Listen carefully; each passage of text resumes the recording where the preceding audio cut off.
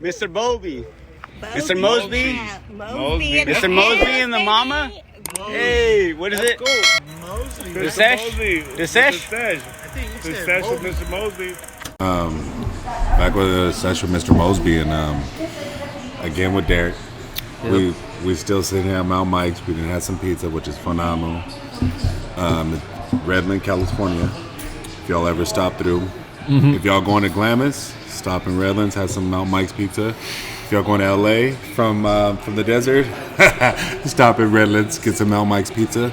But again with Mr. Mosby, back on Sesh with Mr. Mosby podcast, and we were just chopping it up.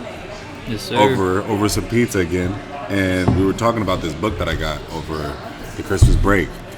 It's the David Goggins book, You Can't Hurt Me, and I think I'm like on the 5th or 6th chapter, like I was telling you. Yep. It explains a lot about his family, his early life. When he changed, like it just like at a snap, he just changed and realized that if people are already have a mindset of where you're gonna be on how you are, you know. So he changed that in people. You know, like, I'm not going to be a fucking nobody. I'm not going to be a loser. I'm not going to be a fucking pussy for the rest of my life. I'm going to do the things that I fucking set my mind to or what God has put me on this earth to do. And I'm going to fucking overachieve that. Take action. Yes. Rigorous action. Yes. So, like, I didn't drop back from listening to a lot of Andrew Tate. Listening to all these, like, other men that speak about, like, I shouldn't say women in a bad way. And we've even talked about some things recently about like how men are transforming from the masculinity of a man. Yep. From like say even like the war days back in the 1960s to even now. And total difference. Total 180 almost. But and then what even you said about the Pornhub searches. Oh shit! We're not gonna even get onto that when we mention in some Goggins, right? Yeah, you know, it's David Goggins. Yeah. And this is a good podcast to do. I feel because absolutely he has in each one of his chapters, he has a test for you to do. He's like, if you're into the social media shit, or even if you're into like into the older realm of like, and I shouldn't say older realm, but the old school, yes, sir. The old school ways of just take a picture, make a hashtag or a sticky note. This is where I'm at in this journey. Yep, and make it happen. Whatever it is you're trying to make happen. Yes, and that's why when I started reading this book, I was reading chapter for chapter and understanding that chapter, and then realizing what he said at each end of one of those chapters. Because he talked about his childhood, he talked about his high school. And his high school development, and then even his young man development, even going into the military and why he did the military. But and then just other things about his lifestyle. I don't want to give too much up about this book until I give it to you, or until you get the book and you read it yourself. Absolutely. But it's a great book, and not to like speak too much on it, but how I found out about him was like obviously how they have it on TikTok, they have it on Snapchat, they have it on Instagram, where all of his reels or his videos come on there, just of his own videos. And then I started seeing him, and the point where he was in a couple of interviews with Joe Rogan, and the things that he had spoken with Joe Rogan. Yeah, I saw those too. Yep. So I'm like, fuck, I want that book. His mentality's just supreme. Yeah. Yeah, that's what I took off it. How he pushes past the whole self-limiting beliefs that we put on ourselves, even if it's unconsciously. And he just pretty much shows you how to fucking say what he says, no to that bitch, no to that inner critic, you know, and to overcome that self-limiting beliefs. That's what I've been working on lately too, is at the gym. You know, I'm not even there to get gains and get all buff. Like, I'm using the gym as like a tool to practice that mentality. So like, just say basic as bicep curls, right? So my mind, I'm easily just gonna go for 12, right? But what he was saying is, no, fuck that, go for 24. Once you hit 24, keep going. If you hit 24, get fucking 50. And so that's pretty much what I've been using lately in the gym is applying his mindset. And dude, it's incredible how we can literally push past those self-limiting beliefs and be like, whoa, what was I doing for so long doing 12 reps when I can hit this 30 reps easily each time? But I think more of what I got from it, like for like the older crowd, was like on those days that you don't feel like going to the gym, go. Yep. That moment when you're thinking, I could go to the gym tomorrow, go. When you want to cancel on those plans for no reason, go. You know, and I was like, today I was like thinking, like I think it was yesterday because it was kind of raining and shit. I should have gone. It was a Monday, and today I was just like, fuck it. Even if I go for 30 minutes or 45 minutes, I'm still at the gym. Yep, and that can turn into like an hour or 2 hours or fuck it, 3 hours. You could have the best workout of your life, and you were about to not go. Yeah. That's why, I'm a firm believer and have taken action on that. Whenever something comes up in my head, like, oh, maybe we shouldn't go, or maybe we shouldn't do that. No, go immediately. Yes, let's do it. Yeah, like my dedication has always been there for things, but don't get me wrong, it's hard. Is consistency. Yeah, I just want to go and just go. Yep. And then eventually, too, after you overcome these self-limiting beliefs and you've been doing it for a while, you overcome those limiting beliefs. So it gets like even deeper in a way. You literally become even better than you just like overcame yourself, thought you could, like this is where I'm at, right? It's like, no, you can get even better. And it's just like, it ties it back into the whole like journey part. Yeah. Like we're always going to be consistently moving, or you always want to be consistently moving. You don't want to stop, be stagnant or whatever. Keep moving, laying that brick every day. And that's where with this new video that we're doing. Yep. You wanted to get more spiritual. Please get into spiritualness with me. Like, how do you feel about? Oh yeah, like, always. Tell me, how do you feel about that? Oh yeah, no, I'm a firm believer with spirituality and how if you're doing something wrong and you're feeling depressed, you're not matching what your spirit wants. We all have a spirit. We are all spirit, right? In a physical body. Like a soul. Yeah, with a consciousness. We all have will. We can either, do right or we can do wrong. All said and done, it's us at the end of the day. And I'm a very strong believer on being in touch and in tune with your true self, your spirit, your soul, and that will open up your mind when you're in tune to these self-limitations. So now you see these self-limitations once you're in tune, and it's like, whoa, all right, let me walk over that real quick because I can feel it in myself. I believe it in myself. My thoughts are saying, dude, we can do so much more. Why are we right here? Yeah. And so when you're in tune, why are we limiting ourselves? Yeah, why are we limiting yourself? So once you hop over that, it's like you have a whole new perspective. Like you're looking at like a third person. You're like, whoa, I was doubting myself there, and there. But it's like we're unlimited. We can literally do whatever we want to do. It's just hard work works. And I think that's what you were mentioning. I think that's what you were mentioning with this question you asked me. What is the self-limiting beliefs by how we hold ourselves back each and every day? And these self-limiting beliefs, they could have been put onto us too, from whoever raised us, whatever. Yeah. That too. It's just there's a lot of factors to it. But once you are able to just see over it and realize that, we kind of input these limiting beliefs on ourselves. Yeah. And then you start inputting good beliefs, like, dude, I am worthy. I am a good person. Yeah. I do deserve more than I think that I do. So you don't think I hate to ask this question, so you don't think that, like what people say, when they say they're a good person, they're really a good person? Do you believe into that? Well, to me, like they could be a fucking dick to everybody else, but be a good person, or be a dick to certain people, but be good to everybody else. So does that make them a good person? A lot of bad people will go to heaven.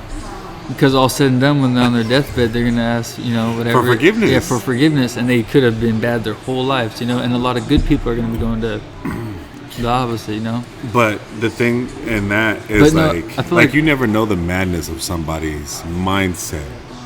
and what their intentions are with that mindset. Yeah. And that's why I try to not judge anybody.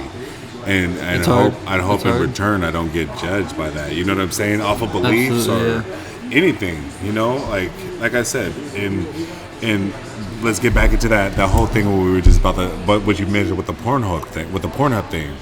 And I was reading in the Huffington Post where Pornhub had just put out a statistic about, statistics about what is the most searched thing or things recently. Yep.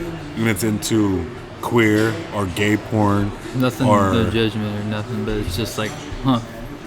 You know, so that's something like, it stops I you in don't your tracks. It judge makes you it. think. It just makes you think. It's like, huh. But it makes you think that like where are all these men that want to see like man on woman porn or interracial porn or even like certain type of porn, Fantasyland. what is drawing them and where are they going? Yeah, no, Because that could possibly mean that they're out there, yeah. but they're possibly not on Pornhub anymore. They're probably onto like some other site. You picking up what I'm putting down? Yep. So that's what Pornhub is picking up. Like, there's not that many people on our site, but this amount of people that are on our site are looking at this. So that's why I can't judge that. Because you probably get some men that are like, all right, I have a fucking fetish for this girl, and I'm going to go to her OnlyFans. And I can have it direct now. You picking up what I put it down? like that's I don't go off of those statistics or those readings of what like even Huffington Post is posting. Huffington Post still posts a lot of exaggerating stories and whatnot. What they want you to see right here, but what's really happening over here, like let's draw you in this way. yeah. So, I hate to even get in like depth like that, No, but back to what makes you a good person. I think if you're aligned with yourself and you're working towards, just becoming a better you every single day, in your eyes, that's going to be like a good person. Like a good person to yourself. People who are a good person to themselves, they're going to be good to other people. 9 times out of 10. I mean, if you're not, maybe he or she is just joking, and they're still, good they're person. not showing the real them. Yeah. Even to themselves. Yeah, but 9 times out of 10, if someone's good person to themselves, that's going to be reflected outwards. That's just my belief. But like they say, eventually everything comes to the light, or eventually they expose themselves. Yeah. Excuse me. Yep. Eventually, everything will get exposed. Yeah, and that's like back to that good person shit. I was just like, I don't ever say I'm a good guy or I'm a good. Well, I probably have, and even recently I probably said that shit. But I'm like, that's out the door. I'd rather just let you see who I am, let my hair down, and I go from that. Don't judge me by my cover. Judge me of who I am. Yep. And at that But same. who are you to judge? And that's where I'm at the end of the day. Who are you to judge? Right. But it's not. Yeah. But yeah. There's a lot of Because that drives me crazy. Because I can get it to the point of like, that's why there are so many judgmental people out there. But that could be a topic for another day. Yeah. There's just a lot of distractions out there. Yeah. A lot of distractions. But I don't know. What do you mean? Just gotta. Are you coming to a brain fart? Be honest, because if this is there is a lot of distractions out there, but it's like there's so many distractions out there. You can't say so many solutions at once, so it's like, whoa, where do you even start? Yeah, that's the shitty part about it. Yeah. But it's not like you can't feel like down about that. If anything, you gotta feel inspired by that. Like, okay, well, let's influence the next generation. Yes. Let's get this going. Let's not have my kids go through what I went through. Let's influence the next generation. Yeah, I totally believe on that, and that goes back to like limiting. You don't want to limit yourself Yep. because you could just stop. That would put you to a halt. As in anything, there's barriers that need to be overcome, and I think the biggest barrier is understanding who self is, loving self, and once you love self, it all comes out as pure, and the purity of you loving yourself more, people will learn how to love you and come off to you. That ties back to like your soul type. Yeah, and that's why